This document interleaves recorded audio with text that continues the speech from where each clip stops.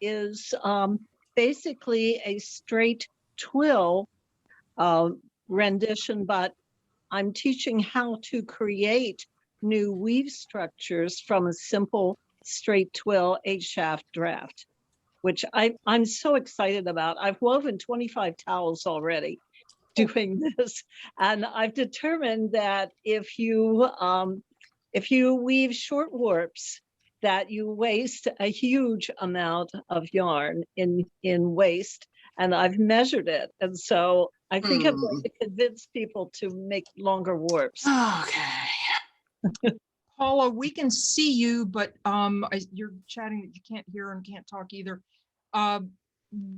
Make sure your mic is turned on in your audio settings, and worst case, maybe leave the meeting and come back in. Because it's right now. I actually just heard her say, okay. I think that was Paula. Maybe someone else.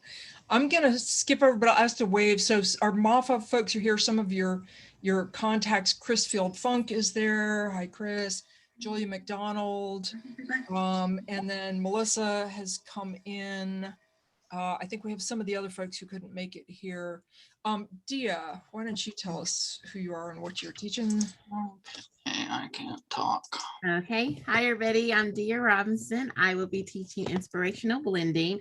And what I do is I take a photo and I show people how to blend the fiber that they want to on the blending board.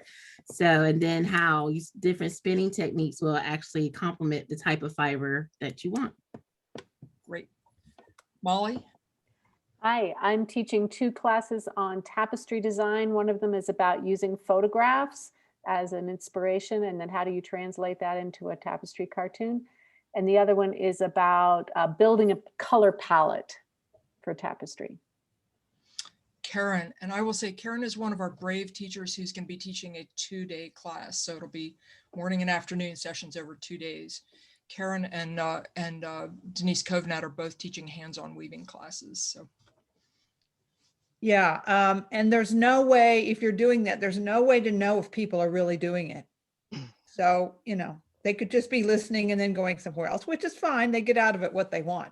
Well, but I'm teaching Turned Beiderwand, and I've taught the workshop for a guild online before, and it's a little bit intense, but people seem to enjoy it, and they had a little time to weave in between lectures. So I pace out the lectures. I pace them out anyway if I teach it in person. So the hardest part is switching between cameras for demos, because my computer is not near my loom. So I have to switch from computer to phone, and I have a little list here of how to do that I keep right by the computers. That's going to be one of our hit topics for tonight. So good. Catherine? I am doing 2 classes that are, I don't know, a few hours each. And one is a dyeing class, and it's going to be, neither of them are hands-on. They're both more lecture, but the dye class is going to be about how to deal with fiber reactive dyes without formulas. So how do you make colors, and what do you mix to make what when you are cooking without the recipe, but in the dye world. And I'll do some. I'm planning. I'm really thinking that I'm going to do a few short video clips that I will then pop in at the appropriate time, and I'll have definitely photographs that will, that I'll pop in and out. So it will be photographs and videos and me, and then I think I'm going to talk a lot more with Chris about this. And but I'm thinking I will do a short question and answer sort of in the middle, just to make sure that we're all on board, and then really save some significant time at the end. So I've sort of, even though a virtual class can be any number of people, I've sort of narrowed it down to fewer people, because I want to have some really good question and answer, some real good Q&A at the end, and not feel like you know, if I've got so many people, some people might feel intimidated, or they just might not get around to being able to ask the question. So I'm doing that. And then I'm doing a weaving class that is going to be mostly, and it's another, you know, one afternoon or morning or something one. And it is going to be designing at the loom, and, you know, how you work with multiple warps and how you can, it's an amazing amount of stuff you can do at the loom if you understand the weave structures that you're working with. And we'll be tying onto dummies, which means that people will, Barbara, I think you were the one talking about the longer warps. You know, nice thing about tying onto dummies is that not just the speed of not having to rethread, that's actually the most minor part of what dummies are handy for. But it's one thing is that you have almost no loom wastage of your real yarn, because, you know, you can weave right up to the knots, you know. But anyway, so there's going to be a weaving one. And then Margaret and I talked about a 1 hour, I think it's 1 hour. I pulled it up to see, I'm like, what is this one? It's 1 hour, and it's saying effective use of materials and colors. And so I'm going to talk a lot about mixing yarns, how you do it effectively, so that you don't have tension issues, but also how do you use it for design possibilities. And it's like, how do you use up your stash, but actually get excited about what you're not making, not just like, oh, I'll make a towel out of this, you know. So anyway, so there's going to be the use of materials and a dye and a weaving. Great. And one of the things Catherine mentioned is about embedding video clips. And that's a great way if you're doing demos, pre-recording some of those, because you don't want to get in the middle of it and the demo doesn't work and everybody's watching. So pre-recording something, especially if you might want to replay it. If somebody says, wait, what, you know, pause, what did you just do? You can replay it. So that's a great way if you've got something that you know you're going to be doing, and whether you put it into a PowerPoint presentation or just play little video clips. And I would say I had I mean, I haven't done this, so this is all going to be new for me, but I did have some great advice from both Catherine Ellis and Amy Patansu, who are good friends and I've been talking with. And both of them said, this is what you do. You record it with no sound. So what you're recording is the demo, but you're explaining it to people as it's playing. So that way you can respond directly to your audience, and you're not trying to do both at once. So you can just like play the clip of the demo and say, what I'm doing here is, and so I'm just trying to make everything as easy as possible. And then I can respond directly to these people, not to the empty room I had when I was doing the demo. Yeah, and Karen, for some of your demos, some of them you may want to do it live in class in response to a question. But if there's anything that you can pre-record, then that's a great way, because again, you just play. And I will mention right up front, because we had this come up with somebody that we were meeting with last week. When you share your screen and you're going to do video, there's 2 little boxes on there that say play the audio and optimize for video. You got to check them, otherwise whatever audio is, if you do have audio in your clip, and also just the quality of it will be better. Basically, it'll stream the video directly into Zoom. Well, I'm going to run through all this with Chris beforehand, so we'll make sure it works. So that's the other thing. There is still plenty of time. As many practice sessions as everybody wants to do, we're totally going to do that. And what I said, you know, before everybody got here was, some of you have been teaching a lot virtually. Some are really nervous about it. So this is a chance to just sort of let you talk among yourselves. And if somebody's having a problem with something, somebody else may be already doing it, and we could kind of get together. Some of you might be able to relate to this, and I'll just keep it short, but this is totally that anxiety about doing this thing, which I have not really done much of. And I had a nightmare the other night that I had signed up to teach a natural dye class at John C. Campbell. I didn't know anything about natural dye, but I signed up to teach it. And it was just like, oh, I'll figure out how to do it before the class. Well, I get there the day the class starts, and I like dawns on me, I forgot to learn how to do it.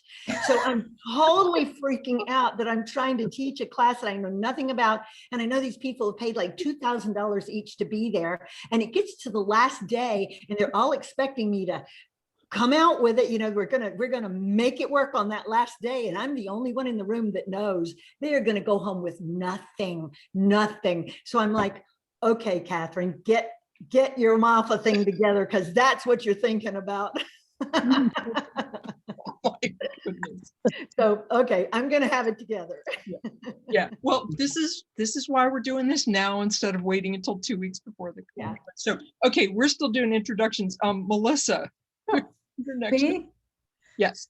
You have two. I'm going to be doing 2 lecture programs. I've done a lot of lecture programs during this quarantine time. One of them is Norman Kennedy's Ethnic Spinning Slides, which is really pretty cool.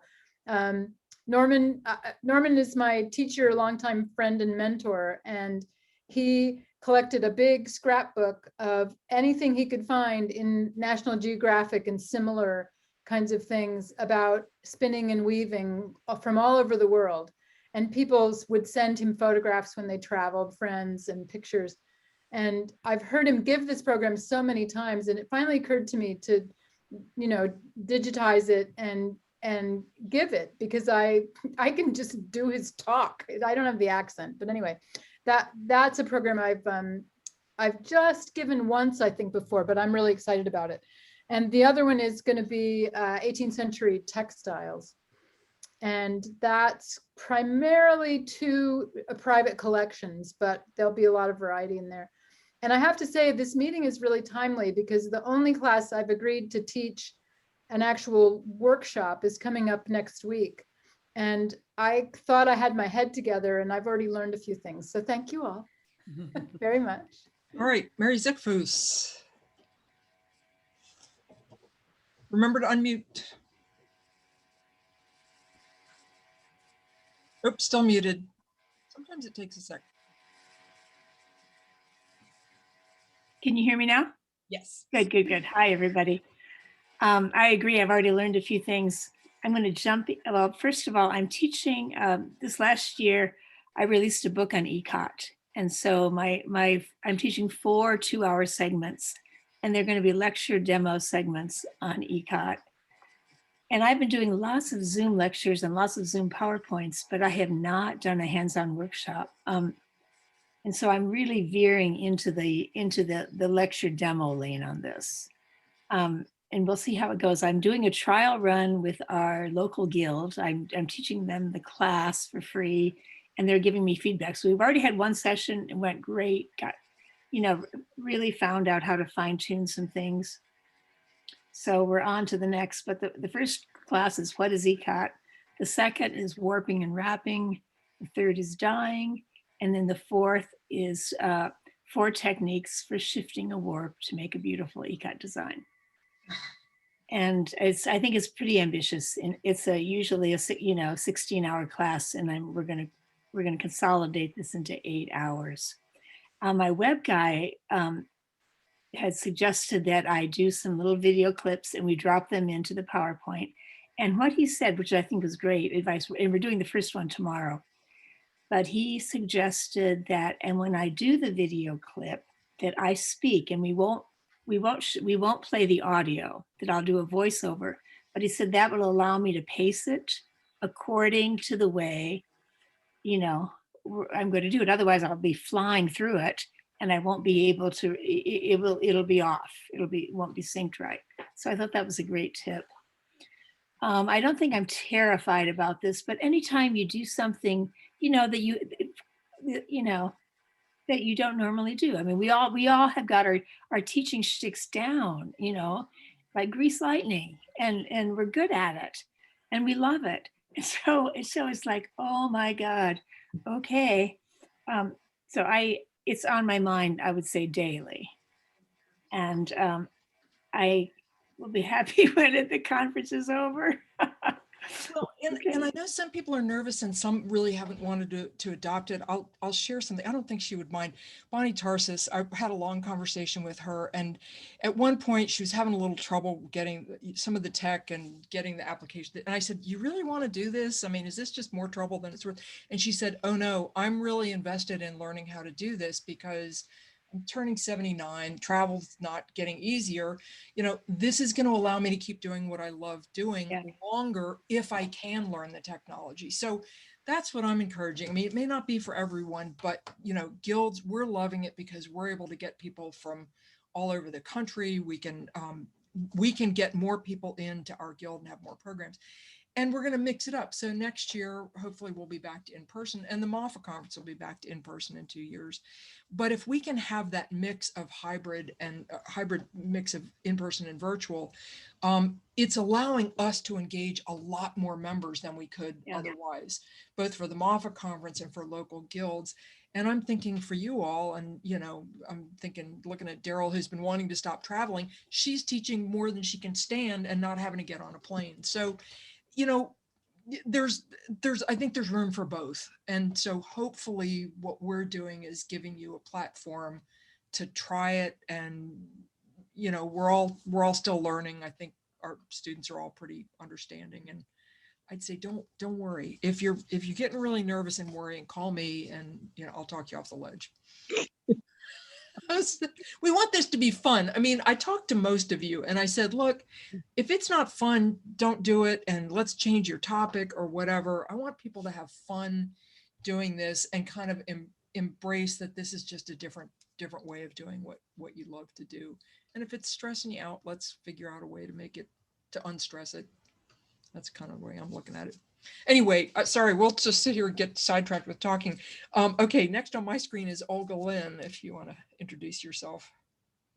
Hi, everyone. I'm Olga Lynn Jolly, and if you were here earlier, you know I'm a machine knitter, and I'll be teaching creative hems for machine knitting. And these are basic starts to a piece of fabric, but they can also be starts to a cuff or the bottom of a sweater. So you can use these techniques in a number of ways, but they're basic techniques. So that means that beginners can grasp them and they can have fancy trims on their sweaters. Thanks, Olga Lynn. And I noticed Molly's got a hand up. Yeah, I just wanted to go back real quickly to your reassurance a minute ago about not being too nervous about this. When I was at the Florida conference, one of the people whose lectures I was listening to had some technical difficulties getting started. And so the whole thing was about 10 or 15 minutes late getting going. But the cool thing was all the students, everybody that was in the room just chatted amongst themselves about weaving and the topic in general. And it was fine. And it was actually more like the kind of informal interactions that you would have at a conference. So I think if the worst happens and you have that tech nightmare, it's not necessarily, a terrible thing. That's all. Think about it. If we were all up in Millersville, and I think we had a couple of years ago, we were having rolling brownouts and blackouts. And I've been at the folk school when trees have fallen on things and the power's gone out for a couple hours. And, you just kind of roll with it. And yeah. Okay, next on my list is Tara. Remember to unmute. I'm teaching Sayori basic Sayori garment construction, very basic. It's a demonstration class, and I think most of it will be for those people that are just afraid to cut their cloth. Encourage them to get over the fear of just doing it. So this will be my first time doing it virtually. Actually, I don't teach that as a class. I kind of had to pivot. What I was scheduled to teach really didn't translate well to the online environment, I didn't feel. So I pivoted to this, and so I'm kind of making it up as I go along.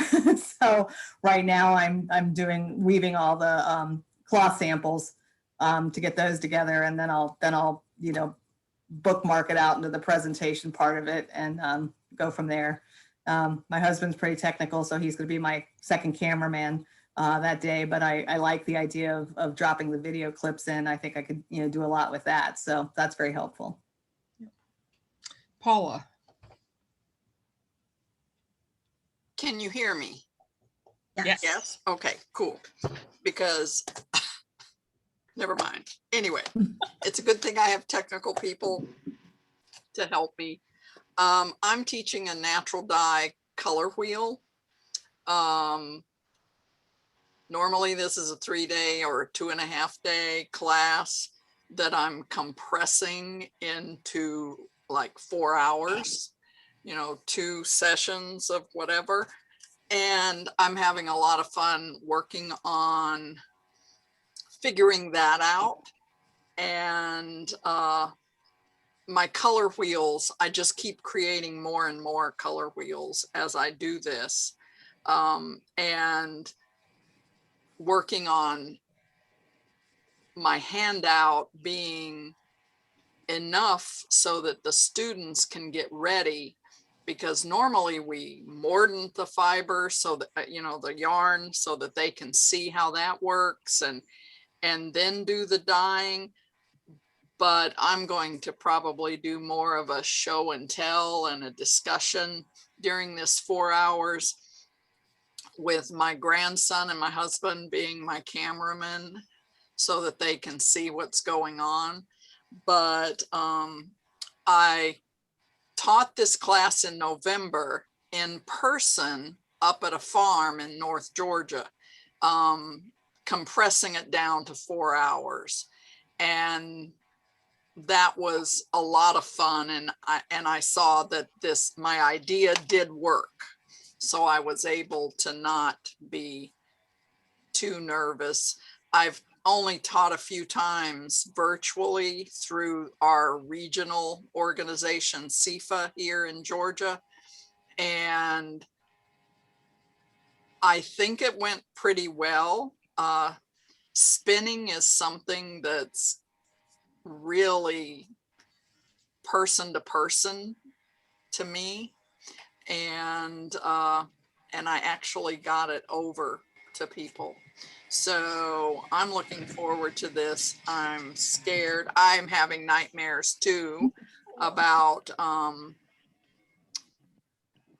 things not working, but that's because I've already been there. I did a lecture where my camera was out of focus almost the entire lecture.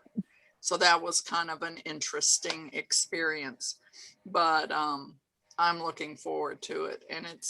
And I just love dyeing. So being able to play with my dye pots with other people is going to be fun. It sounds great. Yeah. This is what Paul's made me think of. One thing that a number of people have asked me: what if something goes wrong? What if the power goes out? What if my internet goes down? So the students, because most of the classes are being recorded, the students will be able to watch it later. And honestly, I think for a lot of these hands-on, what are normally hands-on classes, I think people are going to watch, take notes, really try and engage with what you're talking, what you're demonstrating. But the idea that you're trying to throw it in a dye pot and watch, and I mean, I've been in classes where people were doing that, and you could tell they had their laptop and they had the dye pots going behind them. But so many people dye outdoors that I honestly think that they're not going to try and do it while you're talking. Right. Short class. And that's why I'm going to provide the kits if people want them, but I'm not going to make everybody buy, because normally you have a cost that everybody covers what goes into one dye pot, whereas making sure everybody can do their individual dye pots is a whole nother story. And some people might already have their own dyes and mordants and everything, and they just don't want to purchase a kit from me, but I'm offering it. And my handout is going to, I'm going to have the handout that I can send as a PDF to people. And the only thing that I'm sad about is that my color wheels everybody ends up with a color wheel like this. This one's with cotton, this one's with wool. And if you don't buy the kit, you may never make the color wheel. And I just kind of love looking at the color wheels. So making color wheels is one of the things we do in class that they may never do on their own, which is a little sad for me because I like to see them at the end of the workshop. Yeah. All right, next, Deb Lawson. Deb's also one of our new instructors. I'm sorry if I was calling out new people. Oh, I must have missed that part. It's okay. I am teaching parallel weave structures. For those of you that are familiar with the book Echo and Iris, the point of this is to demystify what's in Echo and Iris so that you can actually figure out what she's doing and do your own. I've taught this locally once in person at a small workshop, and I've done it on Zoom too. Reasonably adept at PowerPoint because I used it in another lifetime when I did other things to make a living. And I think the general idea I'm going to use is basically lecture for 2 hours, lecture 2 hours. It's a 2-session class one day, and have a workbook that you can either work along if you want to, or if you just want to listen to the lecture and take notes, you can do that too. I think the only issue I have is whether a total of 4 hours lecture time or presentation time is really enough to do it. But actually, Barb's heard the short version that I did for 1 hour version that I did for a local guild. That's not enough time, but 4 should be enough to cover the topic.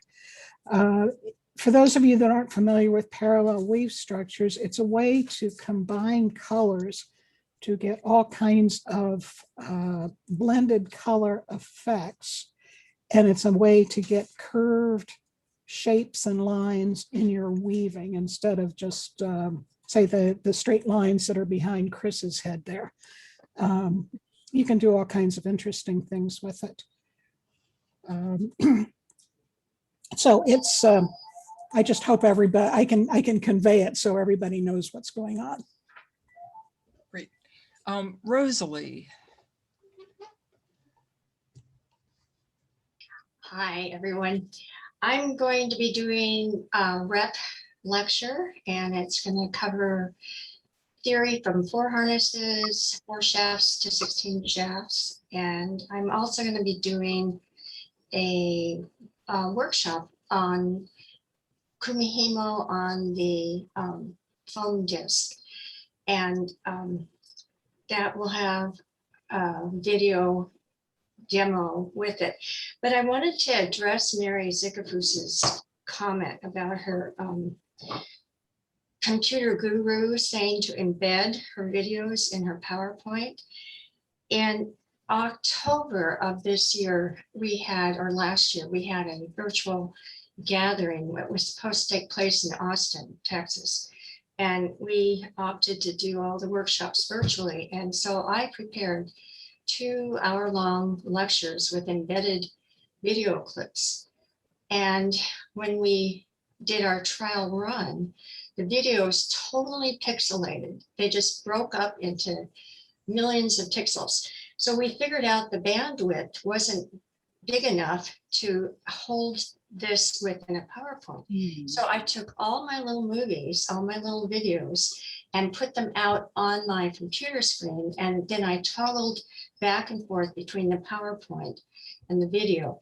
And the one thing I learned on the last workshop I did, where I did this as well, is that you have to open up your PowerPoint and a video so that it appears in that Zoom screen. Otherwise, you have to stop and go find it again. It's just crazy. So you need to open up both of those things so that the computer knows you're going to be doing pictures and then you're going to be doing video.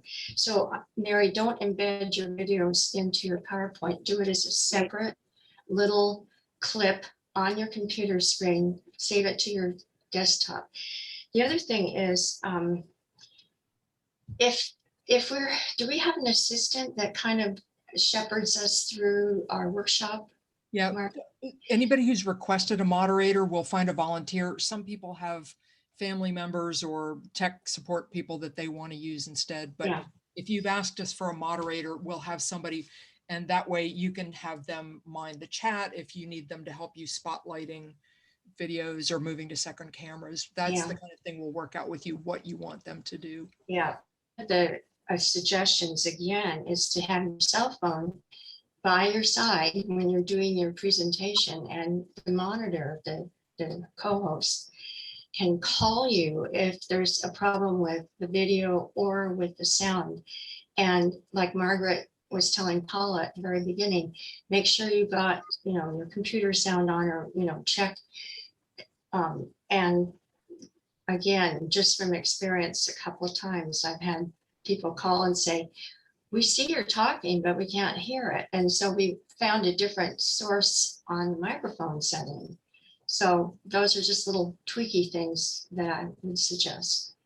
Well, and that's another reason why each of you should have heard from your liaison by now of scheduling practice meetings. So Mary, if you want to try your PowerPoint both ways, videos in, videos out, get in an actual Zoom meeting and see what happens with it. So yeah, that's why we're trying to start early enough that everybody can practice and really work through what works and what doesn't.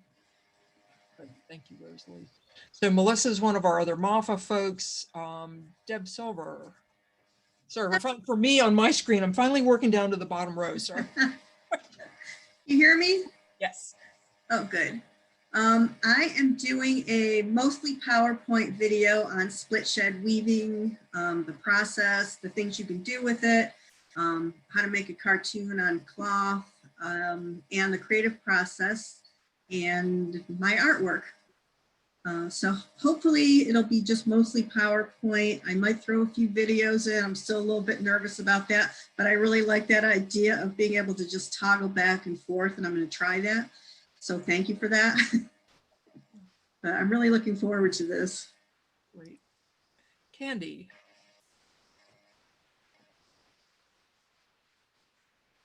Wait, I still muted. There we go. Yeah. Okay. Oh, now my screen just did something really weird. You're a little laggy, but. I can't see the screen now. My screen just went to something else. I'm trying to bring it back up. You may want to turn your video I'll off just and talk. do Hopefully you'll be able to audio. hear.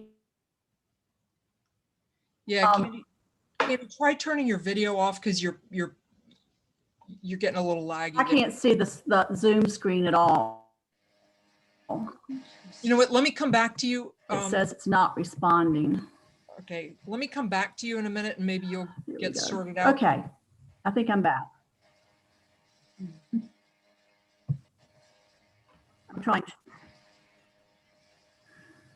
So among the things that could go wrong during a class, that's what I was starting to say before. If something really just takes you completely out, I mean, June, there's thunderstorms, there's internet outages. If the students go out, we're not going to worry about it. They'll be able to watch the videos. If the instructor's video goes down, that's when about all I've been able to think of is we'll work with the students. We'll try and schedule a makeup session. We'll host it on our Zoom.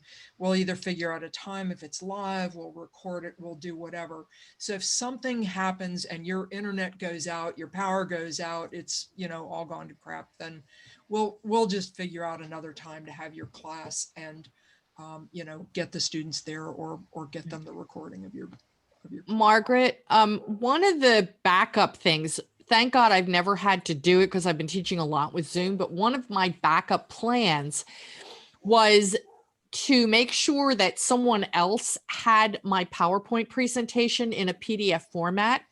And if I lost power, I can come in through my Verizon cell phone. I wouldn't be able to show the PowerPoint, but someone else could, and I could talk over it. It's not ideal, but I have set that up as emergencies, and I apologize for my barking dogs. But that is, you know, that is a worst case scenario, that if you have a, you know, we're in the mid-Atlantic, pretty much Verizon works. And if you have a cell phone, you can talk over if someone else is showing your presentation. Yeah, So- that's a good point. And so especially if you have a moderator and if you are doing PowerPoint, then, you know, email them a copy of it, so that worst case, if they've got bandwidth and you don't, then they'd be able to at least play it. Yeah. And you could talk, and if you have to join from your phone. But it's the kind of thing, you know, we'll hope for good weather. And again, we could have these problems in person. So we're all just we're gonna roll with it.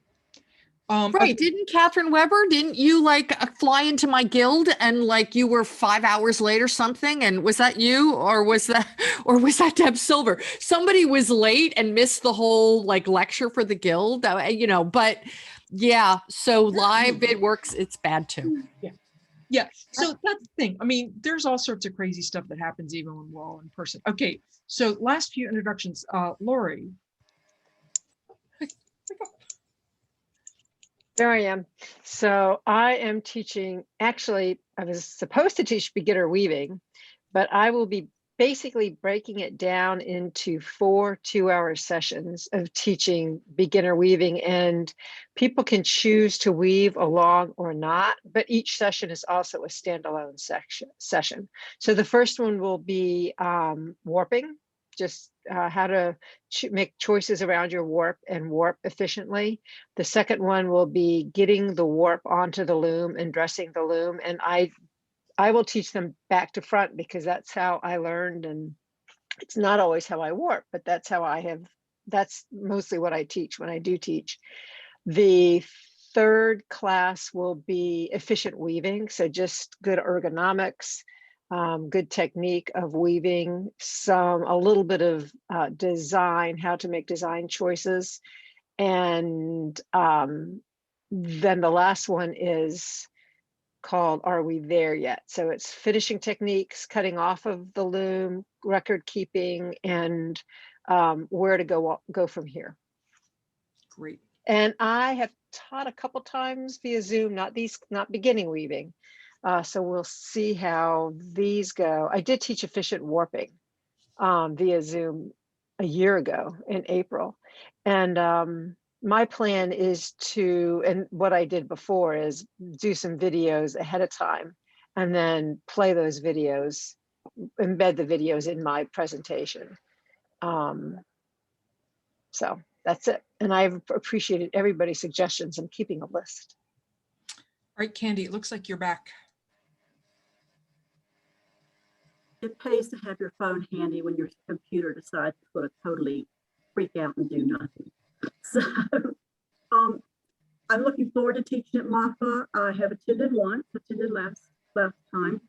The course I'm teaching, Beehives and Lace, and we're adding locks to that, is a class I've taught quite a bit. Margaret, I think, has been to at least 2 of the classes, maybe more. And it's one that often I teach as I've taught it at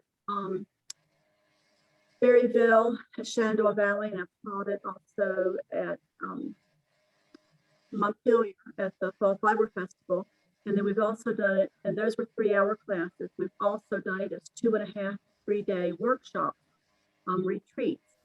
So it's going to be interesting to condense it down into our short time period. But I'm going to do a combination of some videos ahead of time and also demonstrate working spinning in person. I'm opening it up that if people would like to try spinning along and asking questions, we'll play with that. But I may have them email me my questions. It just depends on what happens in my practice sessions, is how that flows. Technically, I'm not the computer technique person, but my husband teaches online communication studies as a professor and has been teaching online, well, past year, exclusively online, but he's taught for probably the last 15 years or more. Some of his courses have been online every semester. So I'm hoping that he's a volunteer to be my moderator, and he's going to help me get everything set up. So hopefully we'll be nice and smooth. And I will learn from him, he always has at least 2 computers, maybe 3 ready to go in case something goes wrong. That's a biggie. All right, and last but not least, Joan Ruin.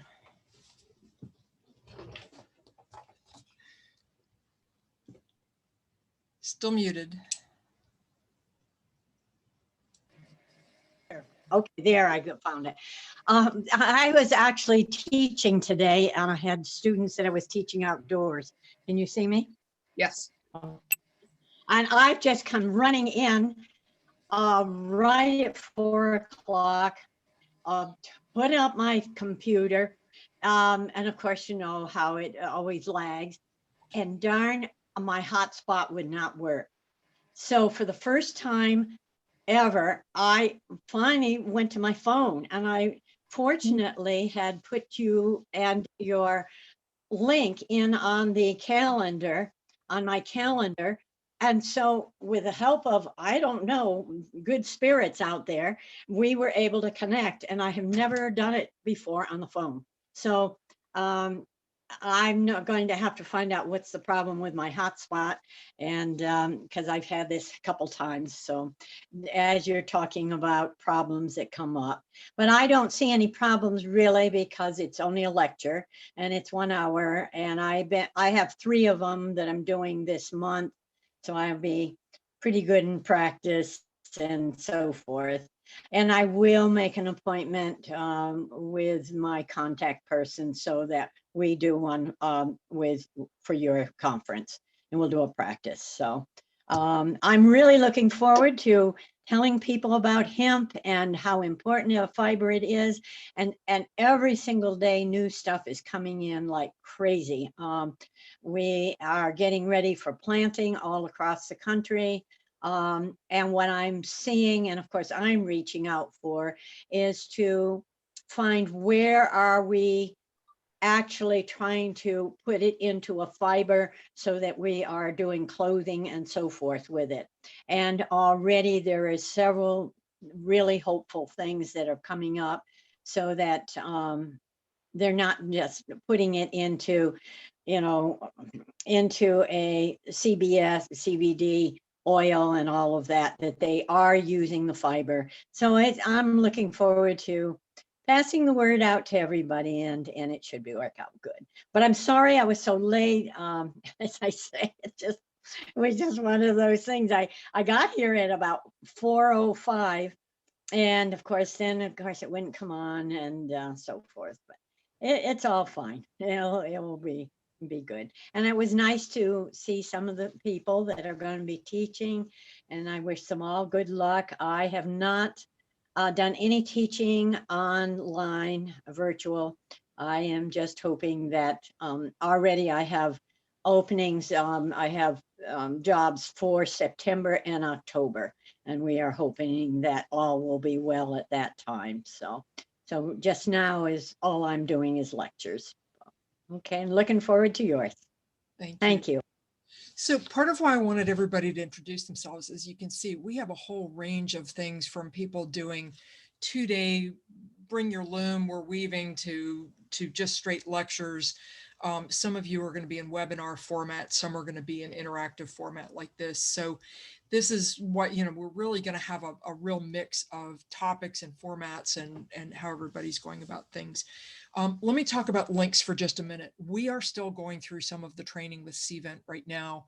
And now that we're getting closer to the event, they're starting to let us know how things are going to work. If you're doing a webinar style class, that is going to be one where you're going to be logging into the same attendee hub that the students are, and you'll be able to access your class from within the hub. If you've got an interactive style class, from what I understand right now, unless they change it in the next 2 months, we're going to have a URL. So basically, we're going to send you a Zoom link. It's going to be a host link that you will use to access your class. So you and your instructor will both use those links to get in, and you'll have the full host controls. What I'm working on is there a way for you to log into CVent and, and kind of get into your class there by clicking a button? Right now, it looks like that wouldn't be the case. You'd end up going in as an attendee.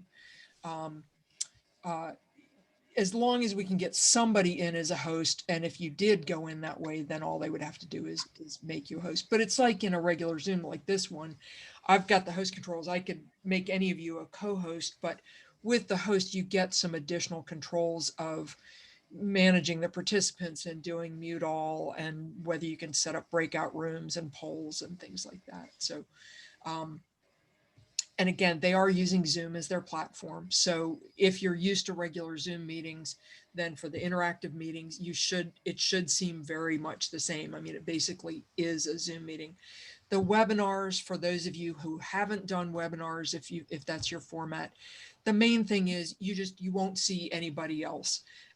You'll have your regular audio, your video, kind of all the normal things that you're used to doing, sharing your screen. It's just that the participants, unless you make them into a panelist, it's possible if somebody has a question, you can give them audio and video, but that's the main difference. Daryl, you've got a hand up. You're muted.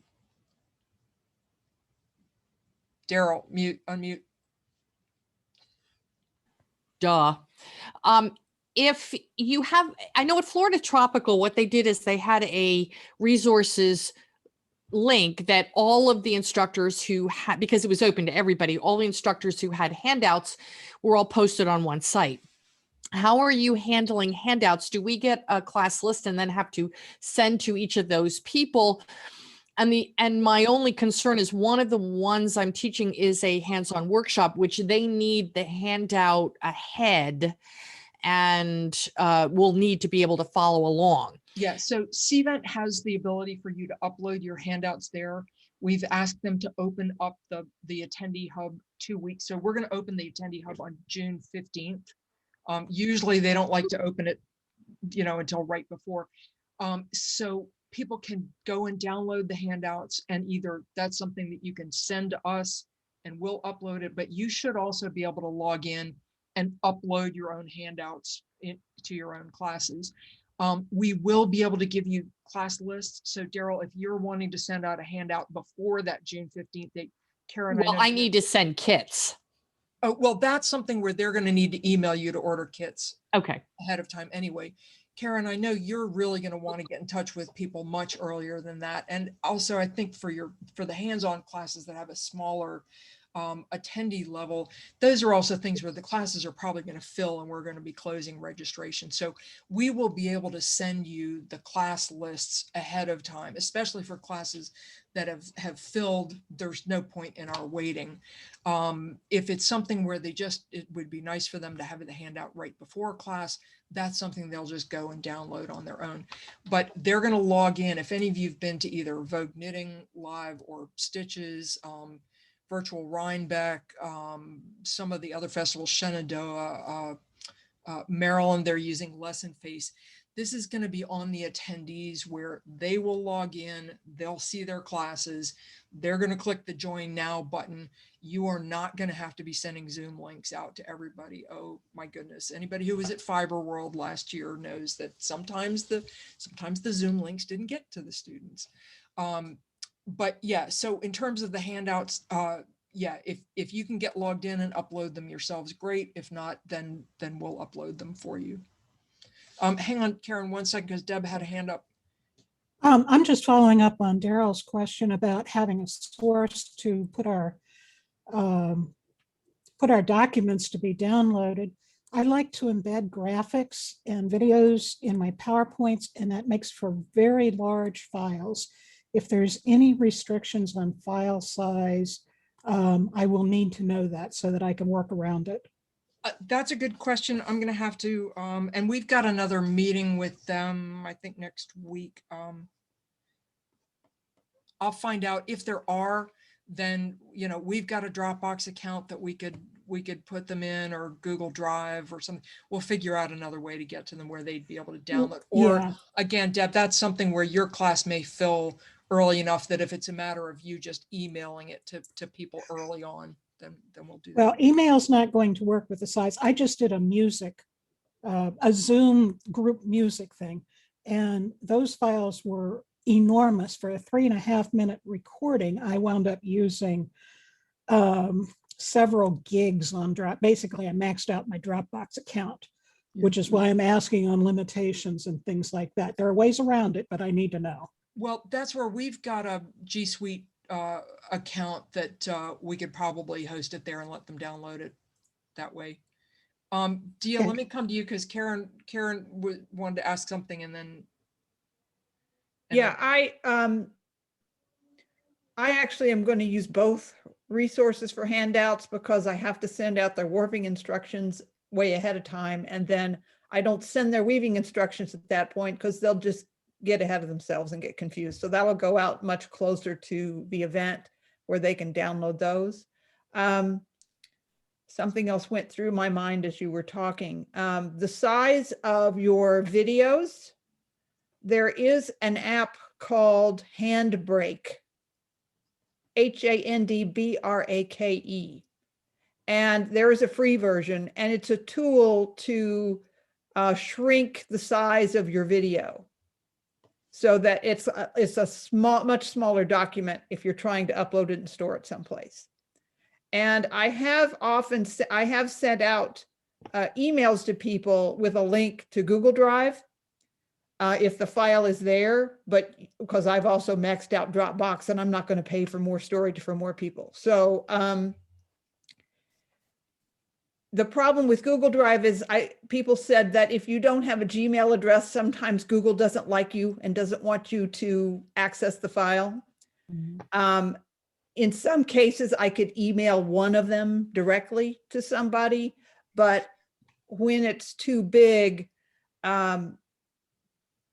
I mean, you just have to find another transfer service, another way to get it to people. And that's what's challenging. And on but Drive, in terms of, I don't know if the Handbrake works for audio files. I suspect it probably does, but it does compress the file. So it makes it a little more manageable. Yeah, and on Drive, the thing is, it's the sharing setting to allow anyone with the link to download it. Dia, I'm sorry, you had a hand up. No, I was just basically, my hand up is just for the solution for the videos, because we do a lot of this at work. So I work at a college. So what everybody could do is just basically take your videos, put it into YouTube, make it a private YouTube channel. So when all you're doing is sending people the link, so that when they have the link, they can watch your videos. So then you're not worried about killing your bandwidth or them downloading all this huge files. Just have them download just the PowerPoint and the PDF file and say, here, click the link, and it'll go to your private YouTube video, and that they can watch this. I mean, no one else can see that video but those who have that link in your class. Right. So the PowerPoint could have a link directly to the YouTube video. Yeah. Yep. That's a great idea. I suppose you could do Vimeo. I haven't used Vimeo as much, but do they have an unlisted option?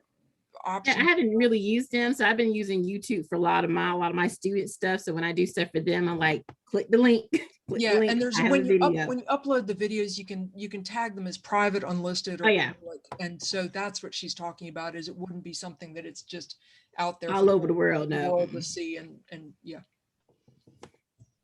To answer your question, yes, Vimeo does have an unlisted setting. Vimeo's not free though, is it? They don't have a free version. Yeah, they have up to a certain point. I think you're limited to a certain number of uploads per week. If you have issues with how long it takes you to load your videos, I've been loading a song video to YouTube almost every day for the last year. And if you do it early in the morning, they go up really fast. If you do them in the middle of the day, they can take half an hour or considerably longer. So if you try this and you're frustrated, try it at a different time of day when things are less busy. Yeah, that's a good suggestion, because I've been uploading the MAFA roundtable, and those have been going, an hour and a half, and I just set them to upload, and I go off and do something else for a while. Right. Yeah. 6 a.m., 7 a.m. It's much faster. So while we have everybody here, and I know it's all been almost an hour, so I want to ask a couple of questions and throw these out there. And let me just mention these, and then we can go through one at a time. One of the questions that's come up a number of times has been about the second camera. A lot of people suggest using the phone, whether it's mounted on a tripod, you've got somebody holding it. Regardless of how you're mounting it, basically the phone joins the Zoom meeting as another participant, and then it's just a matter of spotlighting the phone or not. One of my questions is, has anybody been able to figure out how to connect the phone video through the computer so that then you can toggle between the videos the way you can with a webcam? Otherwise, again, what you need to do with your phone is just have it join the Zoom meeting as another attendee. Let me suggest from the moderator's standpoint, give the phone name a different name so that they can tell, you know, like which Margaret Briggs it is when they're spotlighting you, and say Margaret's phone versus, you know, Margaret's laptop. But has anybody been using the camera or the phone as a second camera and found a more streamlined way to switch back and forth? Or is it just a matter of spotlighting it? This is one I'm going to keep researching. So yeah, I've used it, but I didn't find an easier way to do it. And even if you're using a webcam, like it has to be able to plug into the computer somehow. Like it won't do it Bluetooth. It won't do it wirelessly. And that, boy, wouldn't that be dandy? So let's get the Zoom people on that. But yeah, I haven't found an easier way, but as I said, I have several steps here, because if you try to switch over to your phone and it's too close to the computer, or both audios happen to be on, you get this horrible feedback noise. Make sure So it's a process. Yeah, make sure you have the audio off on the phone. Short answer. Otherwise, yeah. I'm just going to throw this out because I use double cameras all the time. Right now, you're viewing me on a Canon regular SLR that is acting as a webcam. So I can toggle, and that's on a thing that I can toggle between that and my computer's webcam. I use a separate microphone system, which is the one that we use for our videos. So I don't have that issue at all. But in the mute, where it says mute and where it says stop video, if you look at the little arrows, there should be other choices if you have something. But my Canon goes into the computer in a USB. So anything that can go in it as a USB, you can toggle between. Right. And that's what I'm trying to figure. Is there any way to trick it into connecting the phone via USB? Because yeah, I've got a webcam. I'm using a laptop that has a built-in camera. So if you've got anything that's connected to the computer, then down in your video controls, if you click the little caret next to it and pull that up, you'll see any cameras there, and you can just click to go from one to the other, anything that's connected to the computer. So again, if it's the phone, it's not. Now, Karen, for you, if you've got to have one over by the loom, maybe it's a matter of a really long USB cable. So yeah, it's still connected. Oh, seriously, if you could see some of the USB cables I've had around, my printer is way over there. So yeah. So that's one thing. Again, if it can connect to the computer, then you can control it yourself.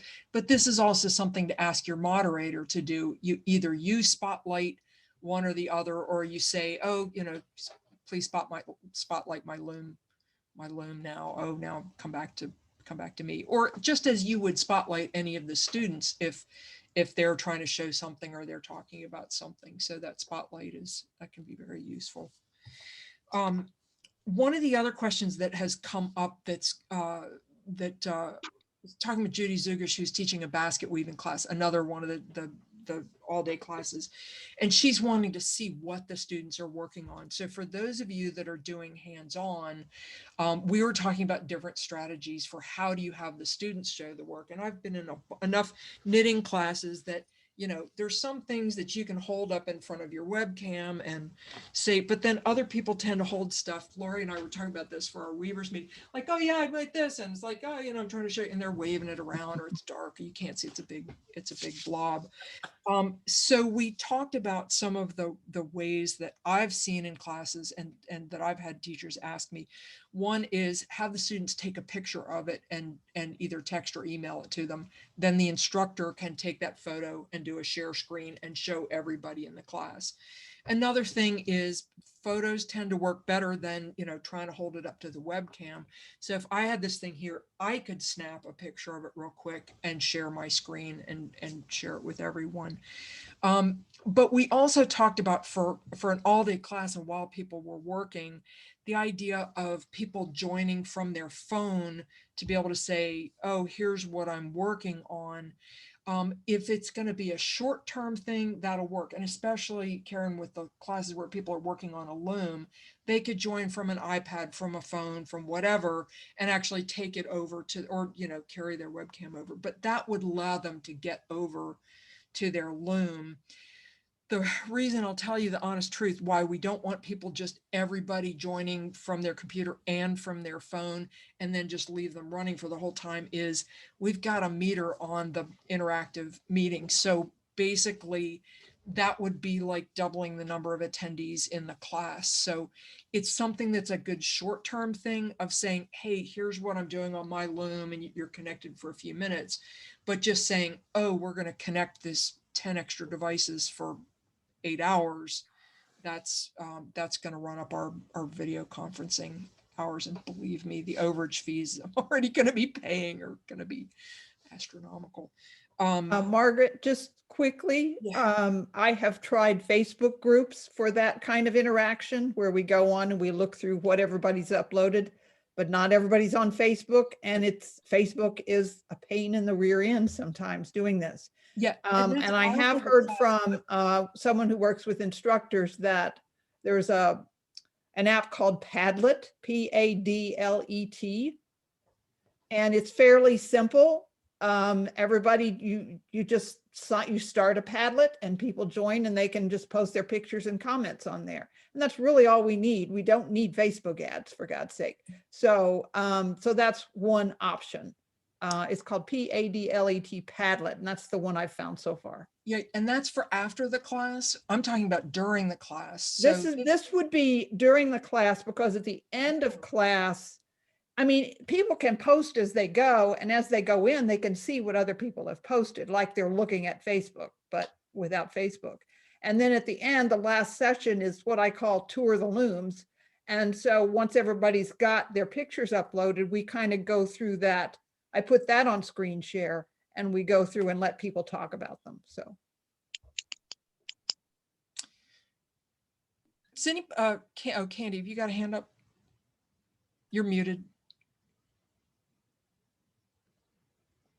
When we did the class with Natalie Drummond, we had the cameras set all the time at the loom, but we didn't have them engaged and going the whole time.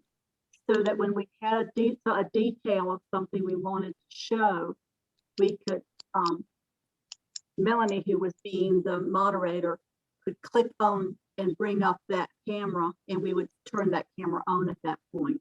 Right. And that was a good way to do it because the cameras were set on a holder. You weren't moving a camera around trying to focus. We focused them at the beginning of the day so they'd still be in focus. Right. And Candy, the problem is CVent is going to charge us for the video conferencing hours for the attendee being in the meeting. So if that phone has joined the meeting, even if it has its video turned off, it's going to count towards our hours. So that idea of having the phone join even with the video off, I know it just, and so for most classes this isn't going to be an issue, but this is something though to decide ahead of time how you want to do it. Are you going to try and, and again, Karen, you'll be in touch with your folks far enough ahead of time that you could get them set up on it. Some of the other classes, people may only be joining the class, a few days before. They're not going to have as much of the prep time. So it's something to think about. And again, I was in a sewing class and she said, yeah, if you're having a problem, take a quick picture of where you're having a problem, send it to me, I can share it, we can talk about it. So it's just going to be a matter of let the students know, how do you want them, make sure if you want them to text it, make sure they've got your phone number, put it in the chat at the beginning of class, or make sure they've got your email address, or, however it is that you want them to send you the pictures if they've got questions and problems, just let them know. So this is going to be personal, and different people are going to want to handle this different ways. Just like with questions, you know, some teachers don't want to look at the chat because, you know, they're sharing their screen, they can't see it. They just, you know, oh, if you have a question, unmute yourself. There's not really a right answer here. It's really what you prefer. So this is another thing to think about is, do you want people to just unmute and blurt out a question if they have one, or do you want them to hold everything, have it in the chat, have your moderator read them off? You know, it's just a matter of let people know ahead of time, and at the beginning of class, sort of let everybody know what the etiquette is in your particular class. One follow-up. Yeah, Candy. So on instructors, if we have a camera that's on me on my spinning wheel, or an instructor on their hands or whatever they're doing, and they're using their phone for that, are they going to have to join that in twice? Is that going to be an issue for? Yes. So Candy, you'll join and your phone will join. Okay. Is that going to be an issue with your bandwidth? I'm not worried about you for the instructors. This was the other day where somebody was saying, I want everybody in the class to join and have a camera on their hands for the entire 4 hours of class. And I said, yikes. Yeah. That would drive That was a whole different thing. She wanted to be able to see what they were doing the whole time through the whole class. And that would drive everybody crazy. It would be too much motion, I would think. 30 people had 2 cameras going the whole time.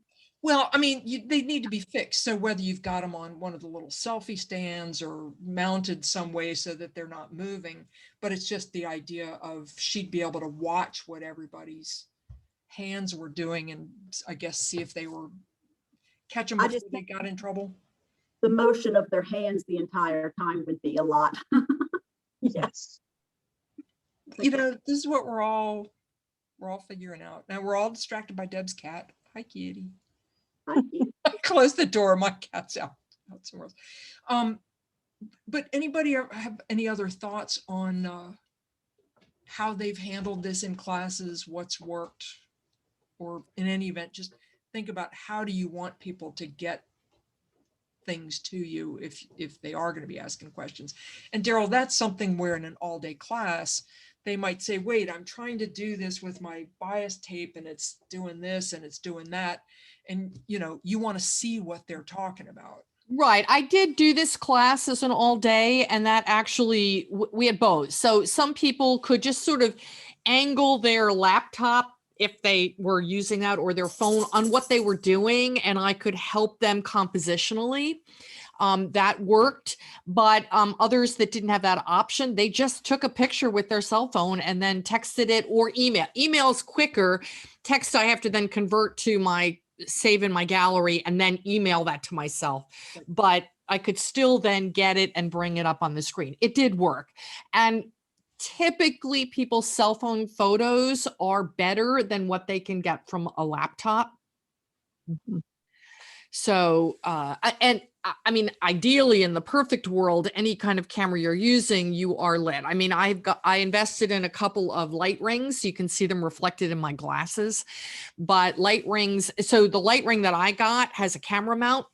So I can take my camera or a cell phone or whatever and mount it right in the light ring. So what I'm working on is super well lit. And that's actually been very helpful. Yeah, lighting is key. And indirect lighting. I mean, I know we're all just here talking this evening, so people aren't really worried about it. But this is, again, this is why we're encouraging you to have the practice sessions and think about doing it at the time of day. I mean, I'm in a room where I get a ton of morning light coming in here. The glare is really bad. In the afternoon, it's not, it's manageable. So think about the place where you're going to be teaching and the time of day in terms of whether it's bright enough when you'll be there and what supplemental light you might need. Things in the background, things that might be distracting, stuff that's moving around. Again, it's worth doing the practice session, record it, take a look at it, and just and see what things look like. Questions, anybody? You know, this was more for you guys to talk among yourselves, and I love some of the suggestions of, oh, I've been doing it and this is what's worked and this is what hasn't. But those were the main questions that I had gotten ahead of time. Anybody I else? think the most frustrating thing for me in the live workshops that I've taught is that, or I'm sorry, in the remote workshops that I've taught, when I've also taught them live, so I've had that experience. I think the most frustrating thing is everybody who's taught knows that there's always one student who isn't prepared, who just doesn't have their stuff together, who just, isn't keeping up, whatever. And in a live workshop, as teachers, we can help them keep up with the class, subtly help move them forward, stay behind the scene, keep an eye on them. In a remote setting, that person is still there, that one person. They didn't get the link, they didn't get the handout, they didn't get the kit, they didn't get that, they signed on too late. Oh, I had this issue, I had that issue. I can't help them remotely. And you can tell the rest of the class is really annoyed because you're spending this inordinate amount of time trying to get them to fix their sound, trying to get them to find, how do I see what they're working on? And I think that's the one issue that I am still struggling with, because I am the kind of teacher who wants to make sure that every student has a positive experience. And in a remote setting, that's really, really hard. I mean, I taught an all-day inkle weaving class, and a couple people brought looms that they got borrowed from another guild member that were handmade. I had no reference. And they're sending me pictures on their cell phone so I can try to figure out, I could put it up, I can annotate it and try to show them maybe the path they can use. But it was challenging because I'm not there live to help guide them. And that's the one, as much as I adore Zoom teaching, and I've been doing it a lot. And, plus we're also creating these YouTube channel videos. So I've gotten pretty good with cameras and equipment, but it's that one student that you have live who's never prepared that you're still going to have remotely. And how do you sacrifice the one for the good of the other? And that's the challenge that I have come up with. And that's challenging in person, but I will say from a student's perspective, because I was in a class that was assuming some certain, it was a special surger's technique. And some people were just not being able to make their machines work. And at a certain point, and this was one where we had like a morning session and an afternoon session. And she said, look, I'm going to meet with people during the break. And if there's a particular problem with your machine, this is outside the scope of the class, let me try and help you individually. So that's an option. And if we need to help you with like coming up with a Zoom link that you can use, again, MAFA's got right now 3 Zoom accounts, so we could fix you up with, if you texted me and said, I need a quick Zoom link to meet with a student to help them with a problem, then I'll get you a Zoom link that you can use. But this is also, you face this with students in person, which is if you've got the one who's sucking all the air out of the room, is you say, sorry, we're going to have to move on. I mean, it's tough, but yeah. And if you can maybe find a way to keep the class moving and then come back and help them directly. But there's some things, yeah, if you've got an ankle limb that isn't working, you can't put your hands on it to tighten it or do whatever, it would be very frustrating. Karen. Margaret, 2 things. One, when I've taught this workshop before, I basically keep a Zoom room open all day long. And I'm like on call, like we have lecture time and then they have weaving time.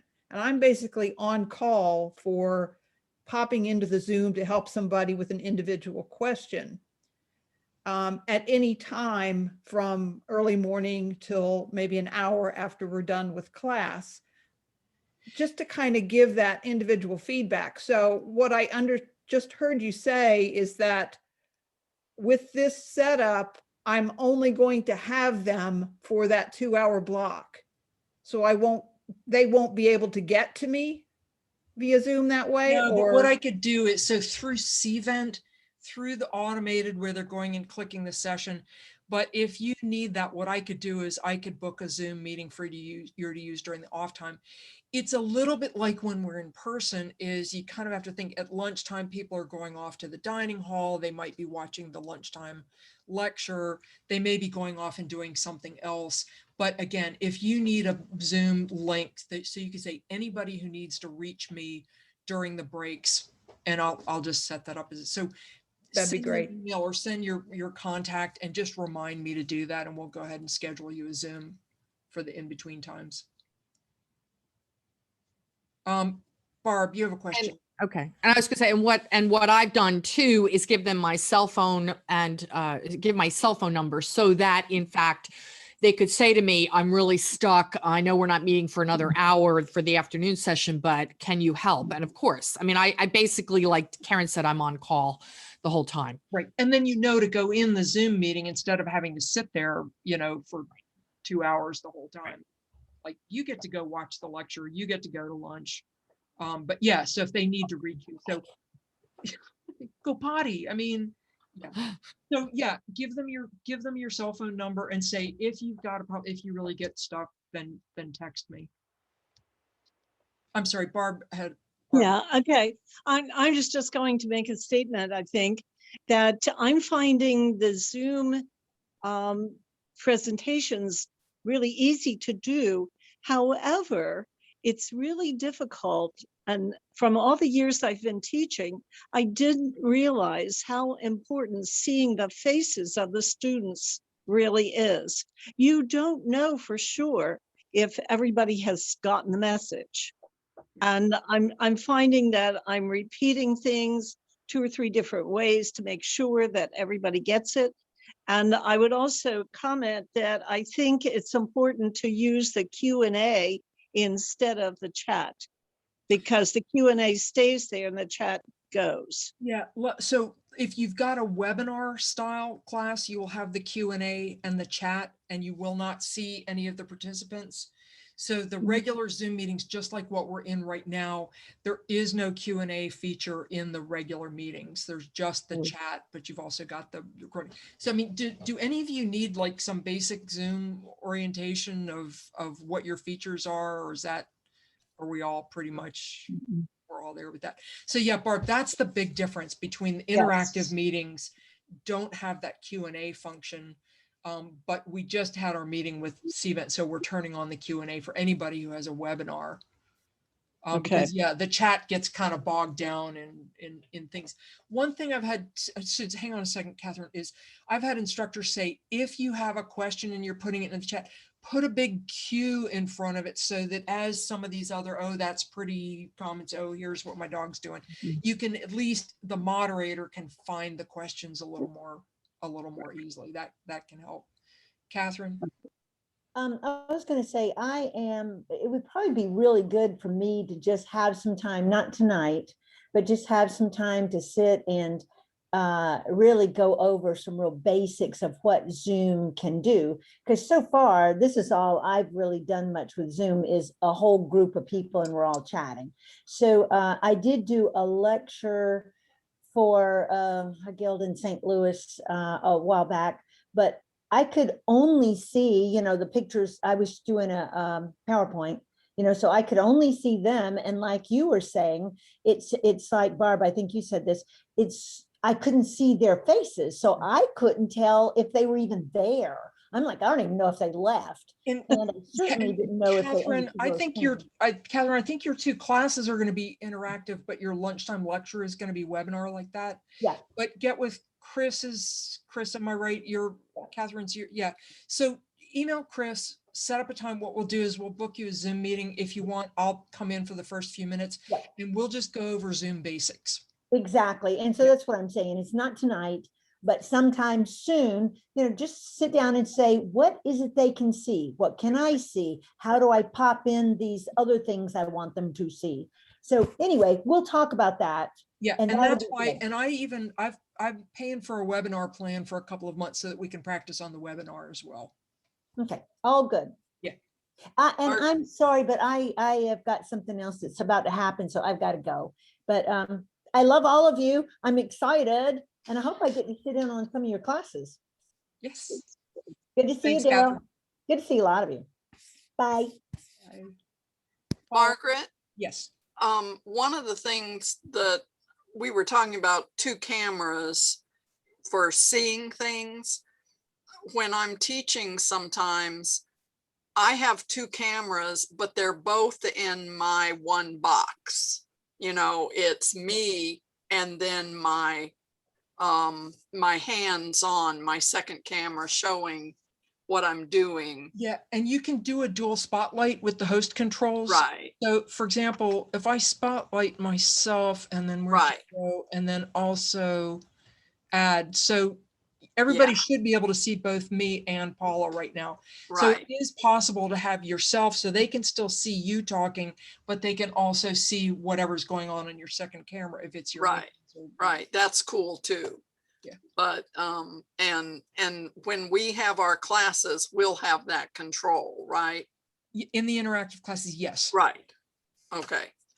And I love seeing people's faces. To me, that is important. Yes. Because like Barb said, you can tell if they're even sitting there and getting it. But yeah, okay. And so what we found though, for some of the classes that were just going to be straight lecture, by doing the webinars, it made it feasible to let more people into the class. And again, if it wasn't going to be interactive at all, so we did go ahead and schedule some of those as webinars, and all of the lunchtime and afternoon lectures, those are all going to be webinar style. I think it's something that you get used to. I mean, I've probably taught about 50 remote classes in the last couple of months. And in the beginning, because I also read the faces, I know whether they're getting, I know whether I have to come in through a different route, but you have to get used to not seeing your audience. And what I've started doing was, as I switch themes in my PowerPoint, like I'll do a section, 10 slides or so, and then I will have people type into the chat any questions, and then I will stop, ask the moderator if there are any questions at this point. They can group them, they can summarize them. I will go back if I have to make something clear, and then I'll move on. And if they're not there even for the lecture, there's nothing I can do about that. Right. It has been something I just had to get used to. And there are times I'm talking to my computer and I just assume that there's people on the other end, because I close out all those boxes, because a lot of times I'm trying to show drafts on the screen and those little boxes are blocking my screen. I can't see. It's a small thing. And I do a lot of annotations directly on the PowerPoint. So I draw right on the screen and they can see what I'm talking about. But I've had to get used to not having an audience. It's weird. Yeah, it's more like if you imagine, if you're sitting there and you've got your camera and you're recording something for YouTube or what have you, and yeah, it's just you're talking to the camera. So it's worth practicing. So again, this is why we've got a webinar plan on the MAFA Zoom account for a couple of months. So if you want to practice it and see what it likes and get used to it, we've got that capability. I had it for, what month is it? March. I'm going to extend it for April. But if we are going to practice that, it would be good to get that done this month, because I wasn't planning on carrying it over to May unless I need to. So practice is one thing. The other thing is you can see in the participants link, you can see how many people are in the meeting. So the idea of, is there anybody there? You should be able to see, oh yeah, okay, there's 50, there's 300, there's, there are people there. Even if you can't see them, you'll know that they're there. And if the numbers go down, then they're bored and they're leaving. But no, I'm kidding. Yes and no. This is really interesting, Margaret, because I gave a lecture that there were like 300 people, and in the beginning, when I was first new at this, I would get distracted if it dropped. I think, oh my God, they hate it, they left, and then they would write me later and say, oh my God, I was so upset. I lost my internet and I lost you. And I was so disappointed. And then you think, oh, it wasn't that they hated me, it's that their internet went out. That stuff happens. You can't focus on that. You just have to do your job and hope for the best. And you get better at it. You trust the technology more. Well, and I know I've watched the beginning of a lot of the HGA talks, and like I had to go to work or I had to do something. So I watched a few minutes and I left and knew, okay, I can pick up the recording. I can pick up the recording later. So. Well, and some audiences, whether you can see them or not, are more responsive. The last program I did was a very small guild. And just by having so few people, there wasn't as much interaction. But I did do a program for one guild, and they said, we did a little practice, and they said, so we usually ask all our members to turn off their video now. And I said, oh, please don't. I want to have at least one face to look at, because it is nice to have those facial expressions to respond to. Yeah, and this is something, partly just for fun, and I couldn't go to the folk school or do anything else. I've been taking a whole bunch of classes of Vogue knitting and stitches and this and that, Fiber World, Rhinebeck, everywhere. I mean, those of you that know me know that I'm a classaholic, and I'll admit it, but it's interesting. So what it is I've been seeing a lot of different teachers teaching in a lot of different ways and a lot of different preferences. And it's really just a matter of practice. Get on a Zoom meeting, even if you get on a Zoom meeting by yourself, and just run through the timing of your class and just figure out what you're comfortable with. So again, I've had some teachers right at the beginning say, hey, just unmute yourself. I love hearing from everybody. I want it to feel just like I'm in an in-person class, and I like the talking and the this and the that. And, it can be awfully distracting to the other students because people unmute and then they forget to remute themselves. And then others who were like, yeah, you're muted. That's it. Just put it in the chat because, I'm going to stop for questions. It's how you want to run your class. And it's kind of how you might do it in person too, of, do you want to be interrupted? Do you want people to hold questions for the end of the PowerPoint? There's not one way to do this, and all the classes are kind of going to have a different flow. All right, see the classaholics. I know. Well, it's just Daryl and Melissa know that I'm sort of a repeat offender with. Don't ask me how many times I was at the folk school when everything shut down last year. So yeah. Anyway, other comments.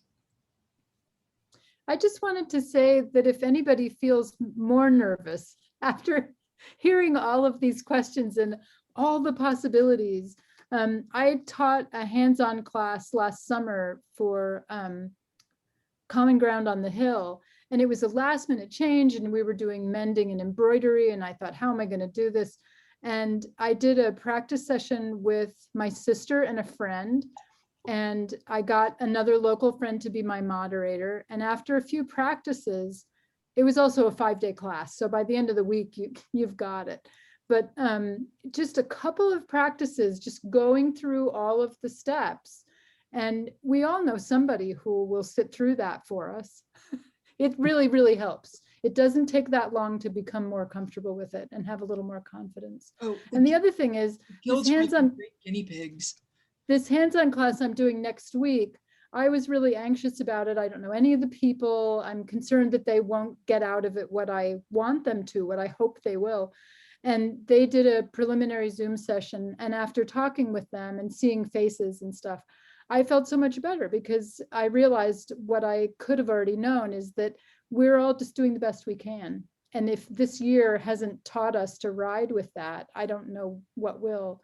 So your students want it to succeed as much as you do, and everybody's pulling in the same direction. They really are. People are so excited about this, and registration opens on Saturday, so it's going to be really interesting to see.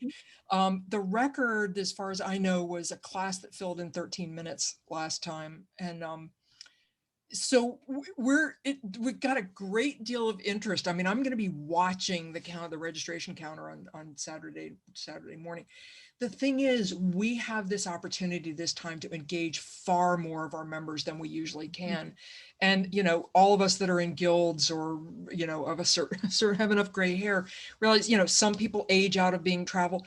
Also, where Julia is, I mean, some people down in North Carolina, they're a 9-hour drive away from Millersville. And so it's a long way, or, getting a loom in the car, this and that.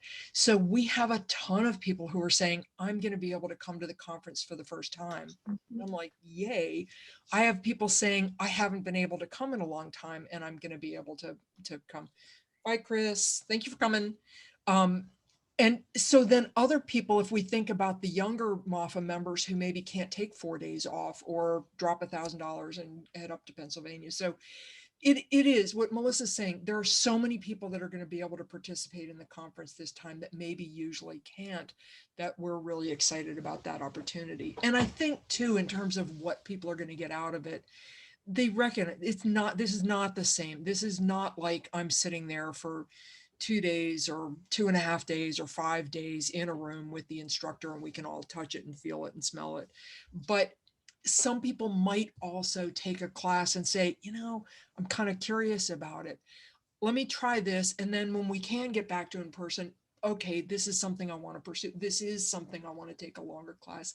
It's maybe a little bit of a, you know, a tapas plate of classes, and then, you know, you can decide whether you want to take a full-blown class. And even what Paula was saying about people buying the kit or not buying the kit, some people might watch the class, take it in and say, yeah, this seems really interesting. This is something I want to pursue, or go, yeah, okay, I've seen this, I understand what it is, and you know, maybe not so much. But it's giving people a chance to get an exposure to a lot of different things that they might otherwise hesitate to sign up for a 2.5-day class or travel for something. So I don't know, it's going to be exciting. And the big thing I'm already thinking about is how can we keep some small virtual component in 23, even if it's just some short classes over the weekend for the, you know, what's usually our day trippers, the people that would come up over the weekend.